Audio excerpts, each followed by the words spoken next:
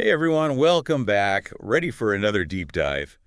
Today we're tackling Bukayo Saka, the Arsenal star. I am. Opta analysts, they're known for their football data insights, right? Yeah.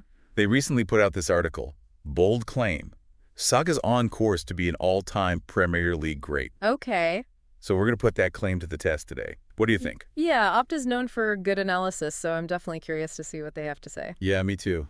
It's wild, right? Thinking back, Saka debuted for Arsenal when he was only 17, back in 2018, Europa League. Yeah, it wasn't exactly, the biggest stage. Not the Champions League final. No, it was against Vorskla Poltava. But what's interesting is, just 6 years later, he's carrying Arsenal's attack, especially with Odegaard out injured earlier this season. Yeah, talk about a quick rise to the top. And the article dives into some serious stats, one that caught my eye, shot involvements. Oh.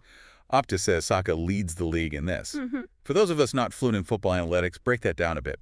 So, shot involvements, it basically tracks how much a player is involved in creating a shot, either taking the shot themselves or making the pass that leads to a shot. Gotcha. So it shows how dangerous a player is in attack.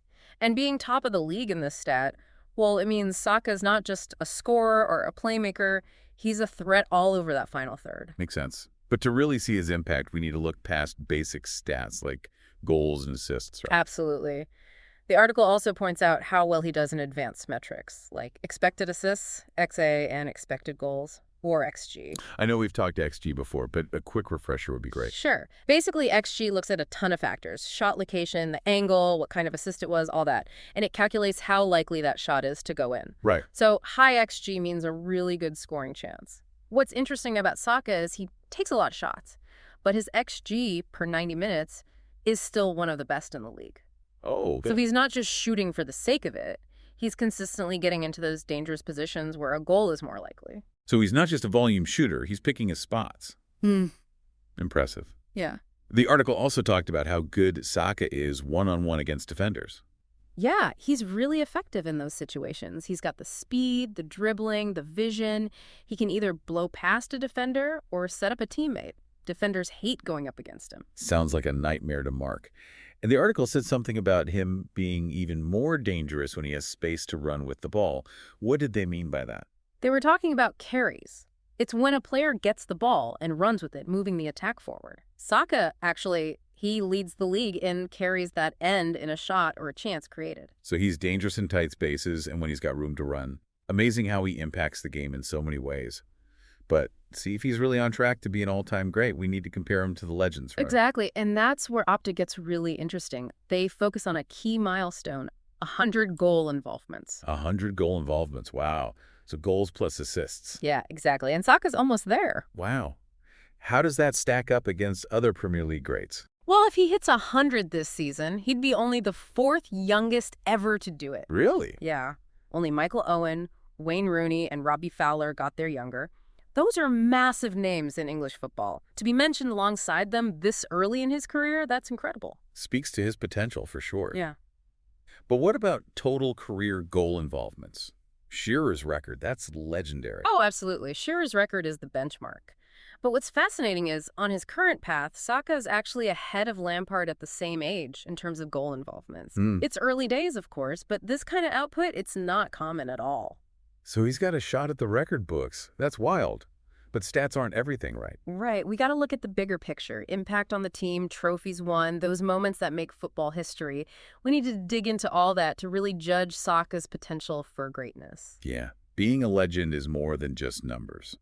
So let's keep exploring Saka's journey and see what else we find. When we're talking about players becoming legends, one thing that often gets overlooked is their ability to stay on the pitch. Week in, week out, season after season. Yeah, consistency, durability, that's huge. Can't be a legend from the treatment table. Right. And this is where Saka's story, I think, gets even more interesting.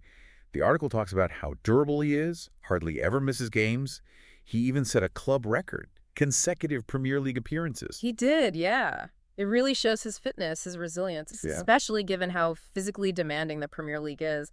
And if you compare his appearances, minutes played, to other players his age, he's already up there with the best. That's amazing. It's like he's defying the odds. Yeah.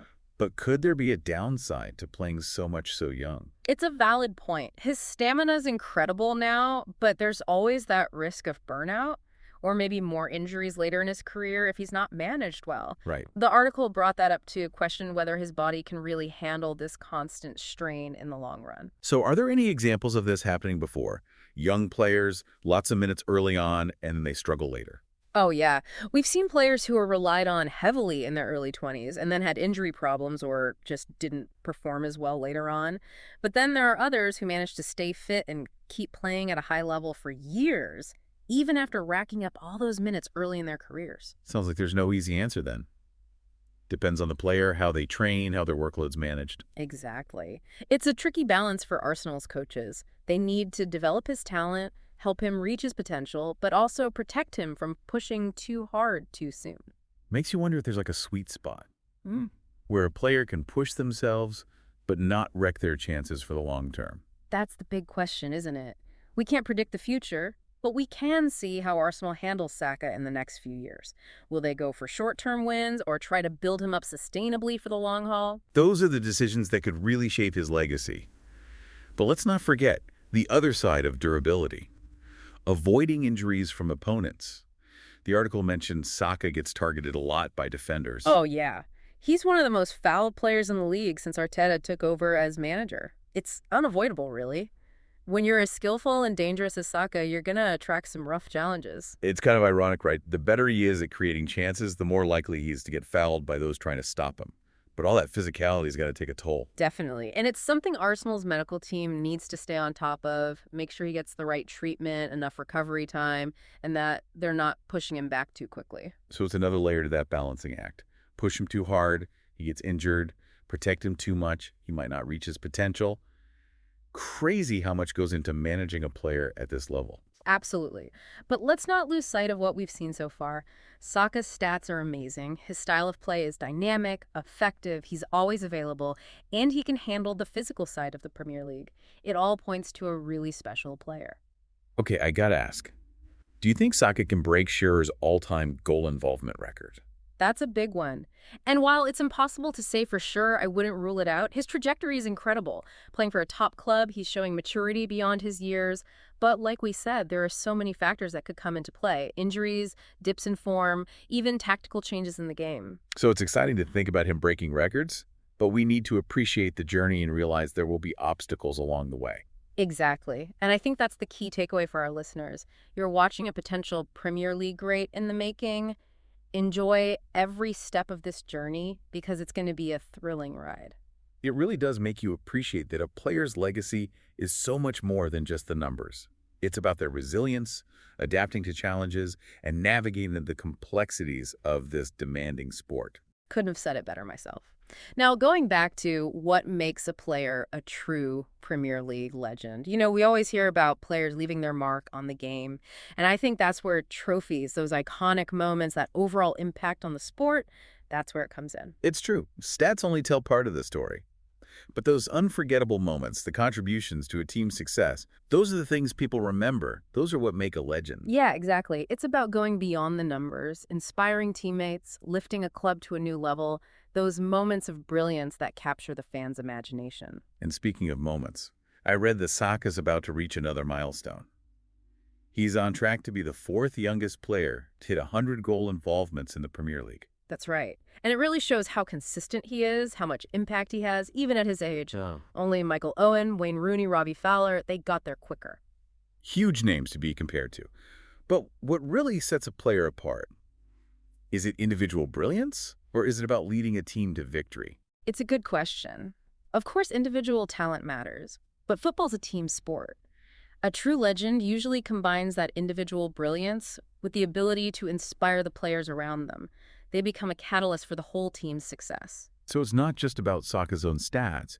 It's about how he helps Arsenal perform as a unit and how he helps them win trophies. Exactly. And you can already see signs of leadership in him on the pitch. He steps up in big moments, and his work rate sets an example for everyone else. It's amazing to think we're seeing the beginning of what could be a legendary career.